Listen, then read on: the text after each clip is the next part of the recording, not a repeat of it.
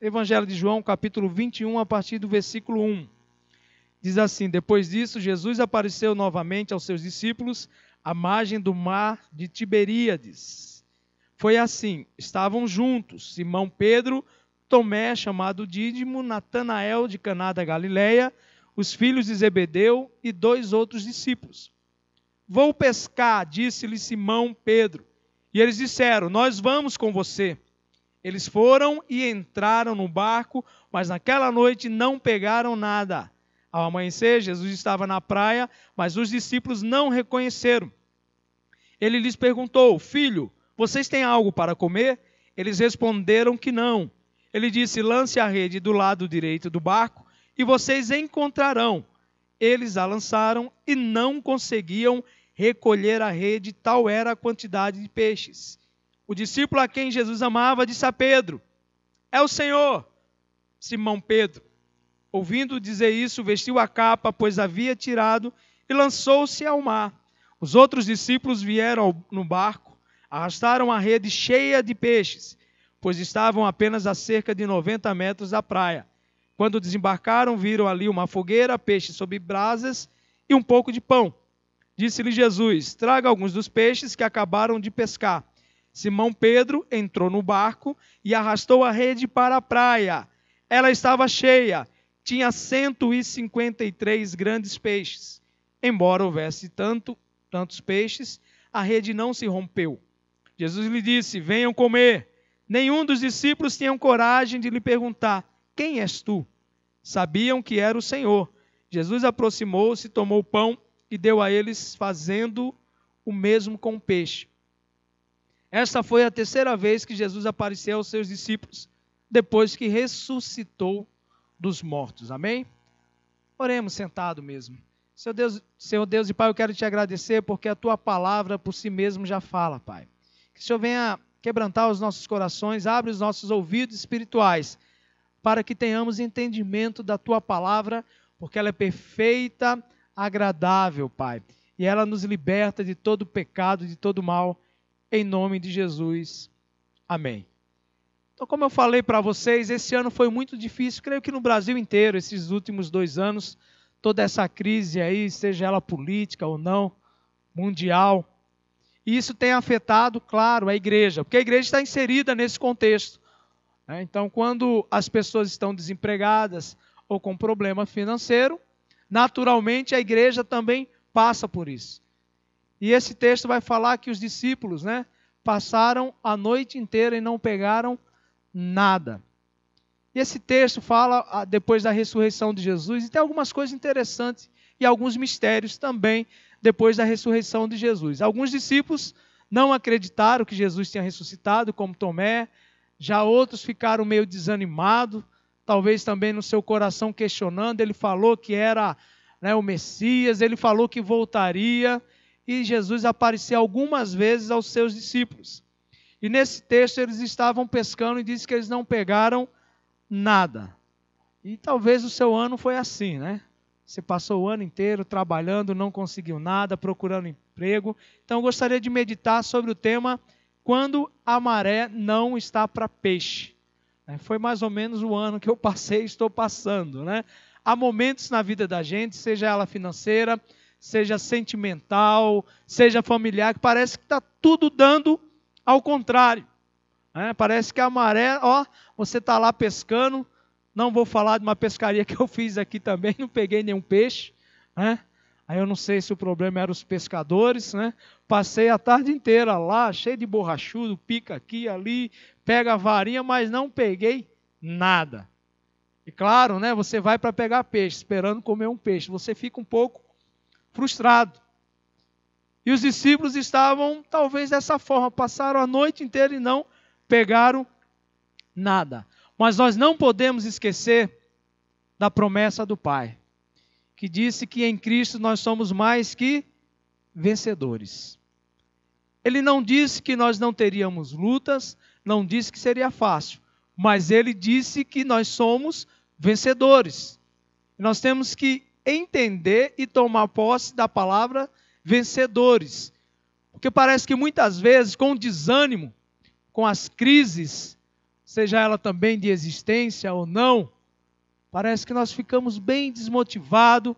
A nossa fé, às vezes, acaba, sendo uma fé. Se Jesus disse que a nossa fé é pequena, tamanho do grão de mostarda, imagine na crise, que tamanho que fica essa fé.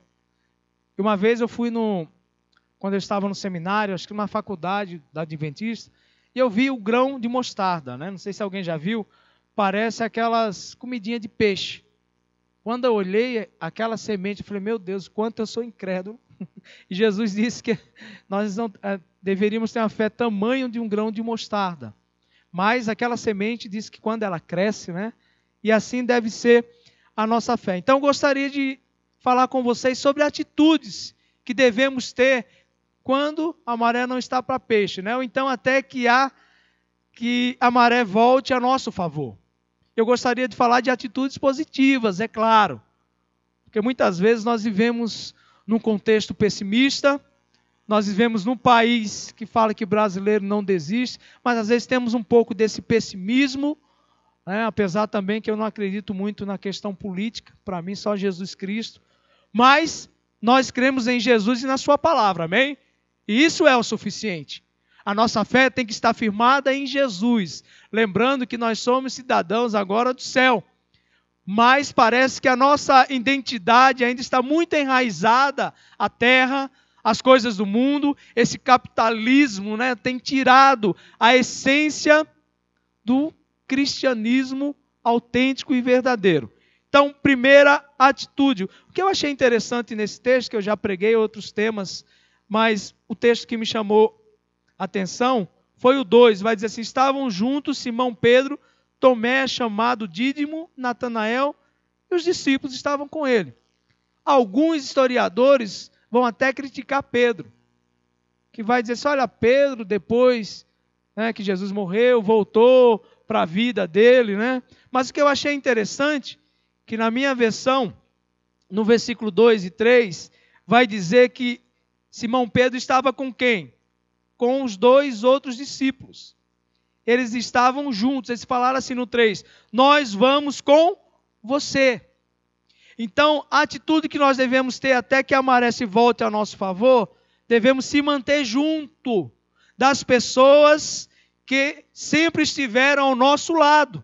Os discípulos, mesmo depois da morte de Jesus, um incrédulo, o outro em crise, outros que andaram com Jesus e não reconheceram, se mantiveram juntos. Juntos com quem? Uns com os outros. Porque o amor dos discípulos uns com os outros não era apenas firmado nas circunstâncias. Porque poderia dizer, Jesus morreu, não voltou mais, aqui acaba a nossa amizade, cada um para o seu lado, mas eles se mantiveram juntos, mesmo na crise, mesmo cada um com sua crise. Então deixe eu falar uma coisa para você, meu querido, mesmo desanimado pela partida do mestre, se mantiveram juntos, porque o relacionamento deles era verdadeiro, era profundo, não era firmado numa religião, não era firmado apenas nos milagres de Jesus, mas sim em quem Jesus era. E é importante no momento de crise nos mantermos juntos como igreja, como irmãos, tendo comunhão uns com os outros. E quando muitos passam por uma crise, a sua tendência é o quê? É se afastar das pessoas. Aí vai lá, como a gente diz, usa esse termo, vai lá para o mundão, volta para os amigos, porque começa a questionar o próprio Jesus. Mas esses discípulos estavam juntos. Pedro falou, vou pescar. Eu vou junto com você, como a gente brinca, E aí, estamos juntos aí. E é verdade. Temos que estar junto como o povo de Deus. Mas sabe por que muitas vezes nós não estamos juntos? Porque os nossos relacionamentos são firmados apenas naquilo que eu acho, que eu penso. Nós vivemos de axiologias. Nós somos uma geração, por causa do capitalismo, individualista. Se você não pensar como eu penso, se você não falar como eu falo, nós não temos comunhão. Afinal de contas, a Bíblia diz, quando 2 não andam juntos, aí pegamos o contexto errado e usamos para justificar o nosso afastamento. Então, uma coisa que eu aprendi na minha vida, se mantenha junto das pessoas que te amam de verdade. Mantenha junto da sua igreja. Eu já falei para vocês o meu testemunho, eu criticava muito os crentes, apesar de ter nascido num lar evangélico, Mas quando eu mais precisei, passei por uma crise, no último grau da minha dependência química, quem esteve ao meu lado foi os crentes de gravatinha que eu tirava sarro, foi o pastor, foi uma igreja evangélica. Não foi aqueles que andavam comigo apenas quando eu tinha dinheiro no bolso. Porque no mundo o lema é esse, né? Amigo é dinheiro no bolso. Então os discípulos, eles se mantiveram juntos. Tanto quando veio o avivamento na igreja de Atos, eles estavam reunidos num só lugar, com o mesmo pensamento. Né? A palavra comunhão, tudo em comum.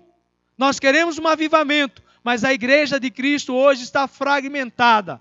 Começar pela igreja de Cristo no geral e às vezes até a igreja local. Cada um puxa para um lado. Ah, eu concordo com isso, discorda. O tal do concorda, concorda. Uma hora essa tal de corda vai enforcar como foi com Judas. Cuidado com concorda ou discorda. Porque esses discípulos se mantiveram juntos. Nós precisamos estar unidos como povo de Deus.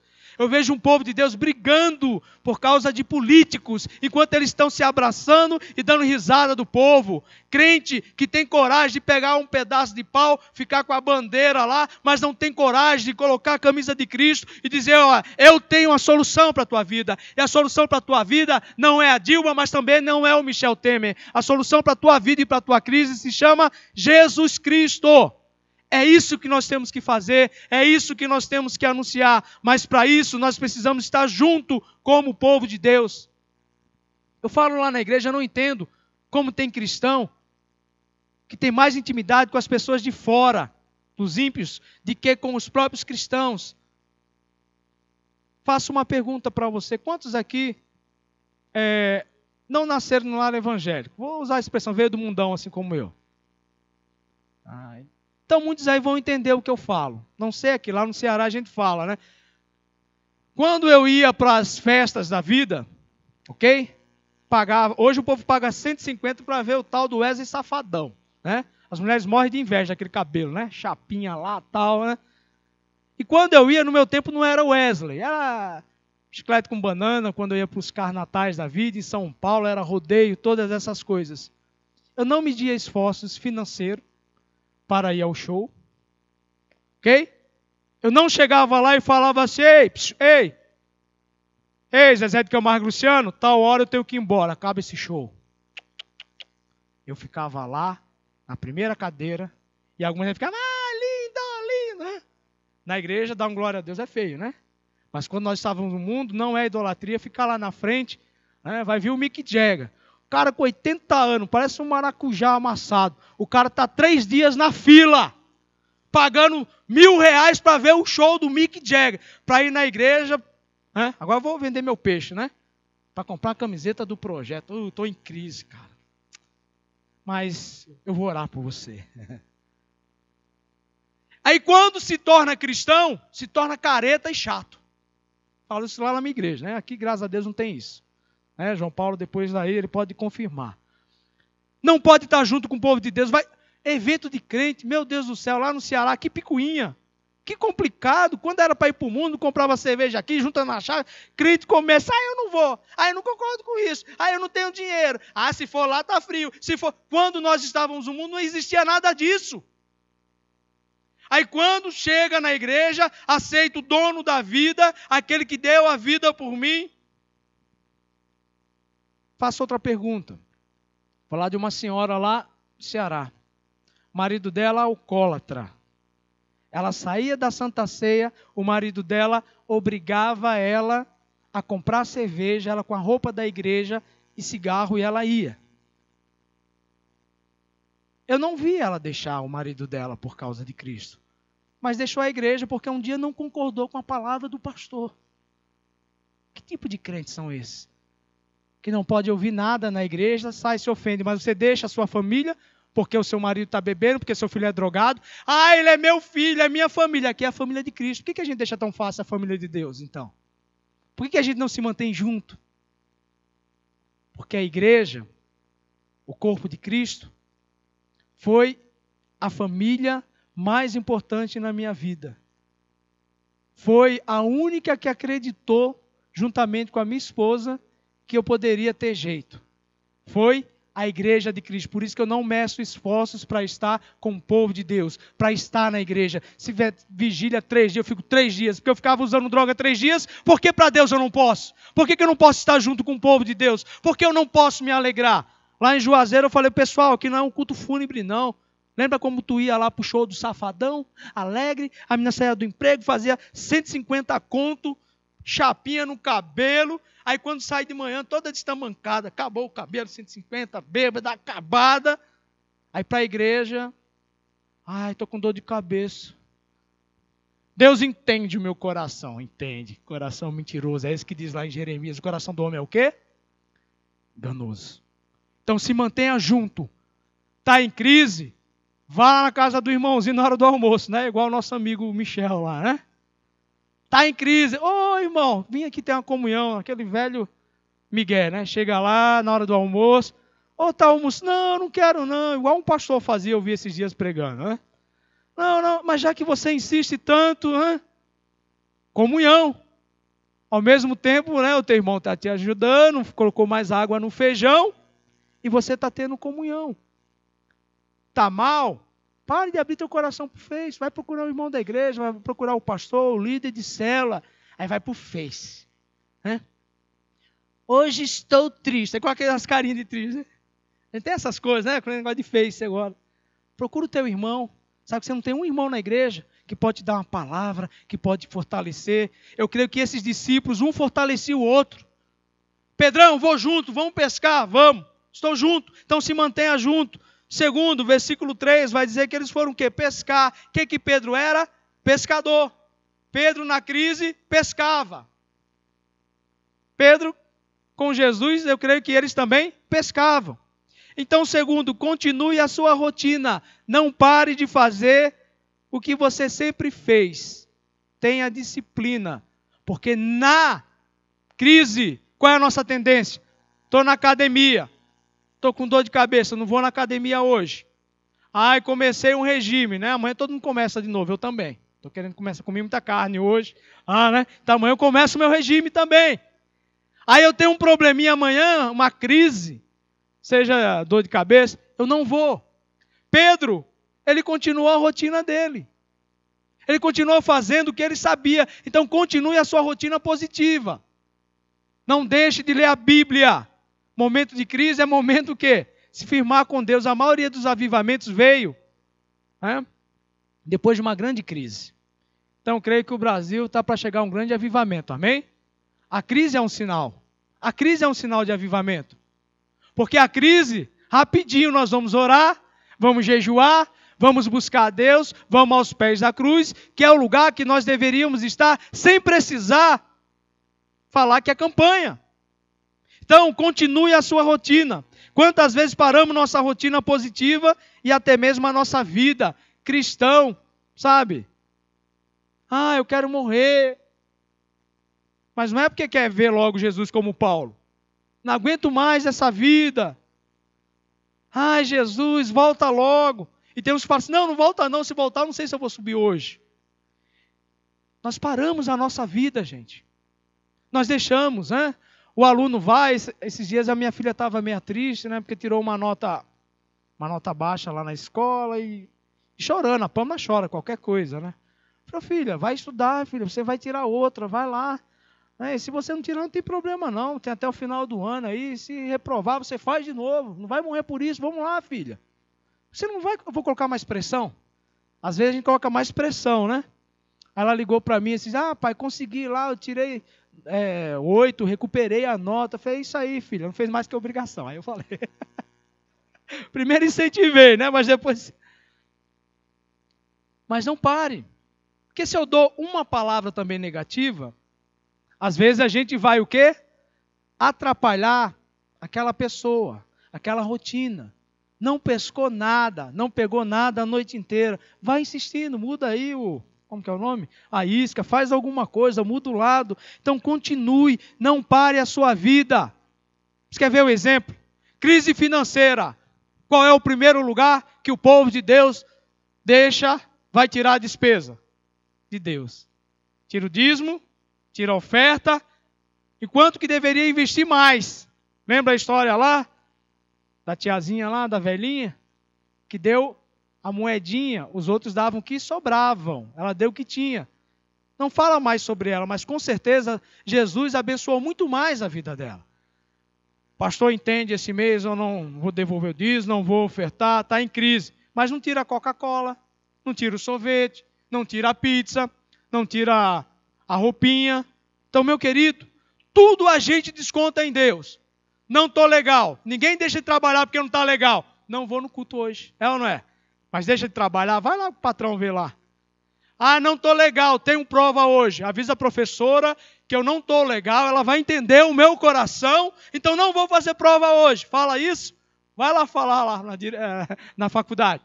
Na igreja, para Deus, o Senhor conhece o meu coração. Sempre nós paramos a rotina com Deus. Por isso que muitos têm uma idade que deveria ser o quê? Como diz aos Hebreus, mestre. E não passa de meninos. Porque para a sua vida com Deus, qualquer problema, não vou na igreja. Não tenho tempo, Senhor, eu não estou legal para ler a Bíblia, mas está lá, vendo as fofocas no Face, Zap, Tititi e outras coisas mais. Nós paramos a nossa vida com Deus. Hoje nós vivemos uma geração onde qualquer coisa é motivo para não ir à igreja. Ah, eu estou sem dinheiro, tira a oferta, tira o dízimo, tira... Nós vivemos uma geração superficial. É muitas igrejas, é muitas denominações, mas são poucas que realmente querem pagar o verdadeiro preço da cruz de Jesus. Então continue. 6. Então eles não pegaram nada. O versículo 6 vai dizer o quê? Jesus entrou aí na história, né? Lance a rede do lado direito do barco e vocês encontrarão. E eles fizeram o quê? Lançaram. Parece até um jargão já, né? Mas terceiro, obedeça a voz de Jesus. E a voz de Jesus, ela tem direção. Jesus, ele é, né? Interessante que Jesus foi o quê? Específico. Ele disse do lado direito. Ah, essa é a geração de hoje. Sou pescador há 20 anos. O senhor quer ensinar? Passei a noite inteira aqui, não peguei nada. Quem é o Senhor? Agora o Senhor fez para o lado direito. Eles lançaram, eles obedeceram a voz de Jesus. Campanha de quebra de maldição. Obediência à palavra, só isso, amém? Desobedeceu, maldição. A palavra de Deus, ela é simples, é matemática. Obediência igual bênção. Desobediência, maldição. Obedeceram Jesus. Mas se fosse os cristãos do século 21, Jesus teria um problema. Teria um problema, sério. Para onde? Lado direito? Vamos analisar aqui. Vamos fazer uma assembleia aqui para ver se é só lado direito ou esquerdo. Eu acho que é para o lado esquerdo mais profundo. Não, você está enganado. É no meio. Nisso aí Jesus, deixa quieto, vou embora. Que parece que a igreja hoje tomou a autoridade de Jesus Cristo. A igreja hoje quer determinar como Jesus deve agir. Nós queremos determinar como Deus deve agir. E aí nós colocamos Deus num quadradinho e falamos, Senhor, eu vou pescar e eu quero pegar o peixe no lado esquerdo. Meu filho, no lado direito. Vai então, Jonas. Continua, Jonas. Jesus, ele é específico, ele é claro. Não há dúvida em Jesus. Se ele falar, vá para o lado direito, pode ser o caminho mais difícil aos teus olhos, mas vá para o lado direito, porque ali vai estar a bênção, porque ali vai estar a perfeição. É onde Jesus diz. Ah, meu querido, você pensa que eu queria estar em Juazeiro? Todo dia eu luto com Jesus. Senhor, eu gosto de uma praia. Pensei que ia para Natal, João Pessoa, já fala, o senhor manda para Juazeiro? Não, tem praia não, mas tem um balneário de águas minerais. Ah, senhor, mas não é a mesma coisa, não tem aquela brisa do mar. Aí você começa a brigar com Deus, né? Chega uma hora e fala assim, Senhor, igual a Pedro, tu me amas? Tu me amas? Tu sabe todas as coisas. Obedecer ainda é o caminho. A Bíblia diz que obedecer é melhor do que Mas obedecer é um sacrifício muitas vezes. É ou não é? Obedecer Jesus. Vai para Juazeiro. Senhor, mas eu tenho um chamado para o litoral. Ué, vai abrir a bola de neve agora, cara? Sertão. Então, gente, eu vejo muitas pessoas, inclusive eu pago um preço, já paguei muito caro, por desobedecer a direção de Jesus Cristo. Jonas pagou um preço, mas graças a Deus se arrependeu e mais ou menos não, né? Como diz aí, foi um profeta reclamão. Sou mais ou menos igual a Jonas, né? Mas obedeceu. A Bíblia conta a história de 2 filhos. Um que você fala assim, filho, vai lá pegar o negócio para a mãe. Vou já. Ih, esse vou já aí vai tempo. E o outro fica bicudo. Ah, aí sai. Mas vai. Quem foi que obedeceu?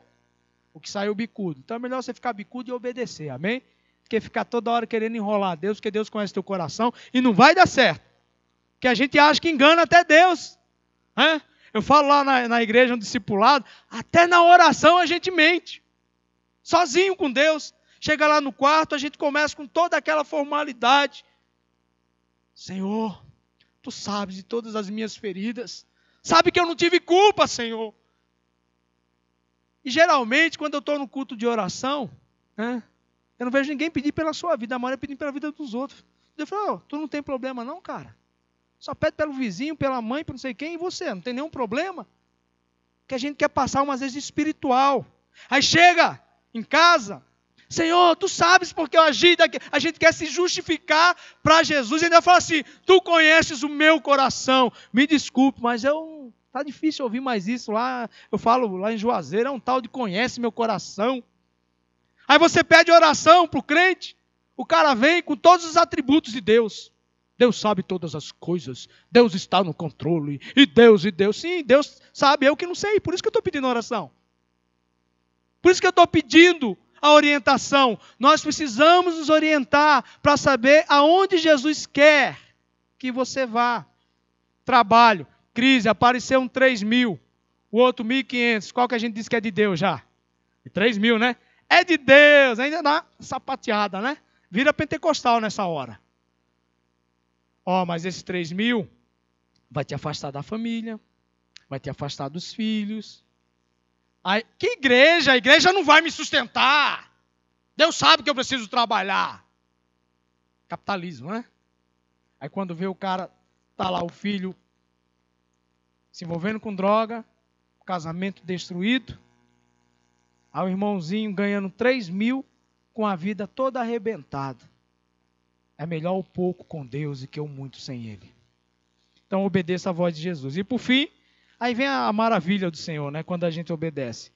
Diz que quando desembarcaram, viram ali uma fogueira, peixe sobre brasas e um pouco de pão, né? E pegaram também 153 peixes. Então, quarta e última atitude. Espere o tempo de Deus e Ele vai te surpreender, amém? Espere. Espere.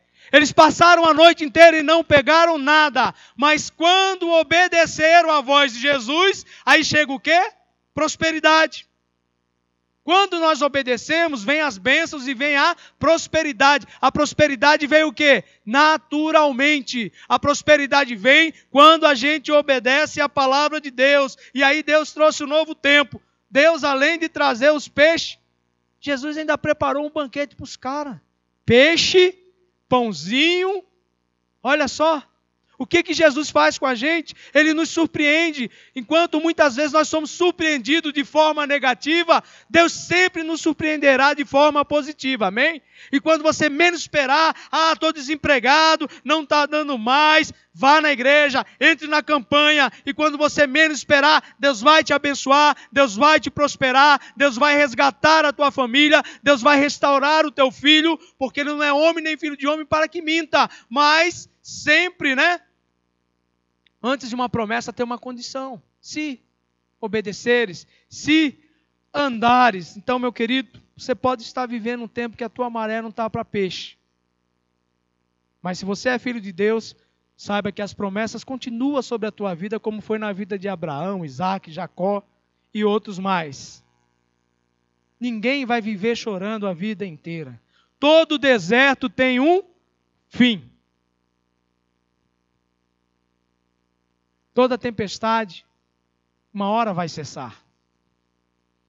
A Bíblia diz que o choro dura uma noite, mas a alegria vem amanhã, ao amanhecer. Enquanto ela não chega, então se mantenha junto e firme com o povo de Deus, amém? Cole no seu irmão. Seja chato mesmo. E eu for junto, né? Pega o seu irmão aí, fique junto na tribulação, na alegria, na tristeza, na crise. É assim que a Bíblia retrata o relacionamento de Deus com a igreja, casamento. Continue a viver sua rotina. Ah, não fui na academia essa semana, volto de novo amanhã. Eu estou 2 anos lutando, né? 2 anos já, pastor? Nem parece. Obrigado pelo incentivo.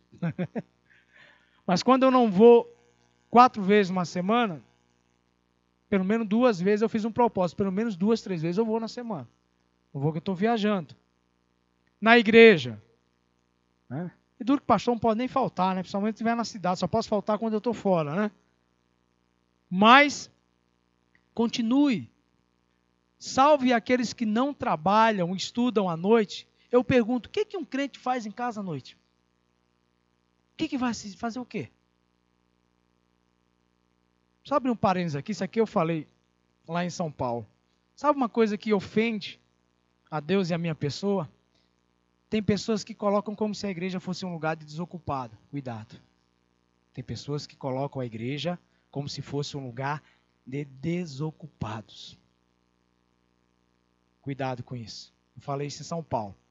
Fala de paulista aqui. Tem paulista aqui? Bom, se tiver. O paulista, ele acha que só ele trabalha. A minha esposa é paulista, não posso falar. Cresci lá, né? Meus filhos são de lá. O paulista tem ideia que só ele trabalha. Então ele trabalha, e quando ele está de férias, ele quer que pare o Brasil inteiro. Se é nas praias do Nordeste, tem que estar todo mundo à disposição dele, se é no Sul. Né? Mas vai lá. Já ouviu falar o cafezinho paulista? Nunca chega. Nunca acredito num cafezinho paulista. O paulista vai dizer, vai tomar um cafezinho lá em casa qualquer dia? Não chega esse dia. E muitas vezes o capitalismo traz essa ideia. Afinal de contas, Deus entende, eu tenho mais o que fazer. Cuidado com essa expressão. Igreja não é lugar de desocupado. Igreja é lugar do povo de Deus. Igreja é o lugar onde Deus ordena a bênção. E quantas vezes nós colocamos desculpa e ofendemos aqueles que vão à igreja, que fazem o sacrifício de ir.